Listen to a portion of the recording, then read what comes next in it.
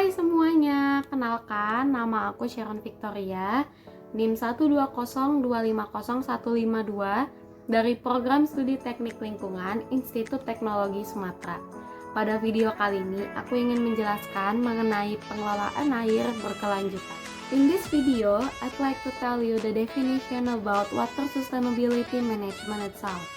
Jadi, pengelolaan air secara berkelanjutan ini adalah kemampuan kita untuk memenuhi kebutuhan air pada masa kini tanpa mengurangi kebutuhan air pada masa mendatang untuk generasi kita selanjutnya. Nah, tidak hanya pengertiannya saja yang akan kita bahas, tapi kita juga akan membahas mengenai tahap pengelolaan air itu sendiri. Tahap pertama pada pengelolaan air adalah screening. Screening ini memiliki tujuan sama seperti penyaringan pada umumnya, yaitu memisahkan benda-benda yang tidak diinginkan. Nah, pada screening kali ini yang dipisahkan adalah benda-benda yang mengapung pada air sebelum air mengalami proses selanjutnya. Biasanya yang dipisahkan pada proses kali ini adalah seperti daun-daun yang mengapung ataupun benda-benda kecil yang mengapung pada air.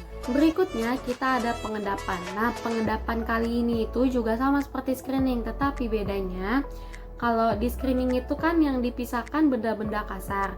Pada proses kali ini pengendapan yang dipisahkan oleh pengendapan itu sendiri adalah seperti pasir-pasir kecil yang halus, kasar. Nah, yang akan mengganggu nanti prosesnya pengendapan air itu sendiri. Makanya pada proses pengendapan kali ini perlu dilakukan untuk memisahkan partikel-partikel halus yang seperti pasir-pasir halus itu sendiri.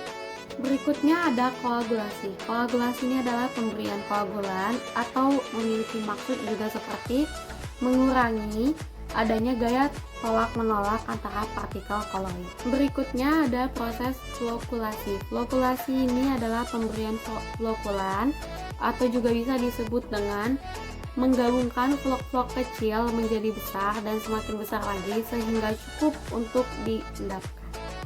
Adanya tujuan pada dua proses ini adalah untuk memisahkan partikel-partikel koloid dari baku air itu sendiri.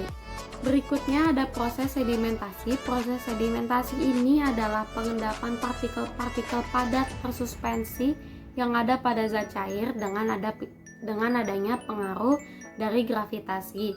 Nah, tujuannya dari proses ini itu adalah mereduksi bahan-bahan tersuspensi atau kekeruhan yang ada pada air dan juga mereduksi mikroorganisme patogen yang ada pada air. Berikutnya ada proses filtrasi. Filtrasi ini adalah proses penyaringan air dengan media berbutir yang porous. Nah, pada proses kali ini itu penyaringan dibagi menjadi 4, yaitu proses penyaringan cepat, proses penyaringan pasir lambat, proses penyaringan dengan tekanan, dan yang terakhir adalah proses penyaringan langsung. Setelah mengalami proses koagulasi, flokulasi, dan sedimentasi, dari 4 proses penyaringan ini yang digunakan adalah proses penyaringan cepat atau juga bisa disebut dengan rapid filtration. Berikutnya ada proses netralisasi. Netralisasi ini adalah menetralkan pH yang ada pada air. Tujuan dari netralisasi ini sendiri adalah untuk membuat proses pengelolaan air ini menjadi lebih efektif.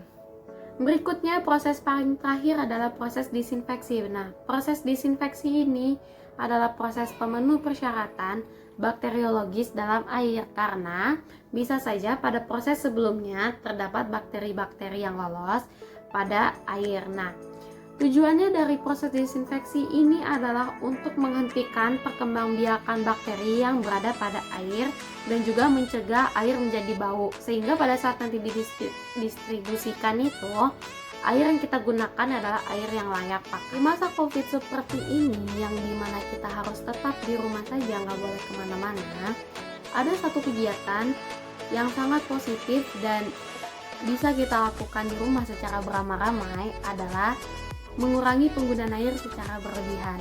Penggunaan air yang secara berlebihan dan tidak berguna ini dapat menambah limbah cair di Indonesia semakin banyak.